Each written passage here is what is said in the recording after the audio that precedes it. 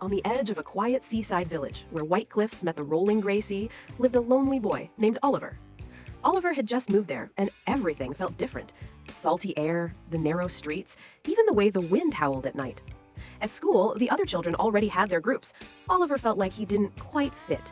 One evening, while walking near the old lighthouse, Oliver heard a faint bark carried by the wind.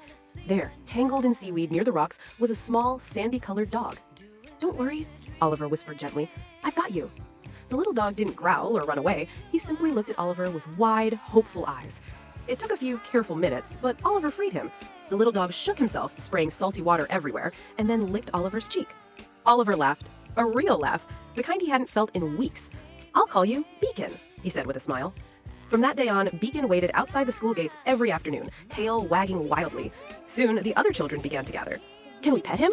What's his name?" "His name's Beacon," Oliver said proudly.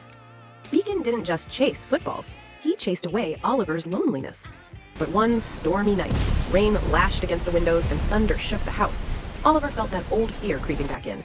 Then, Beacon jumped onto the bed and curled beside him. His breathing was slow, certain, brave.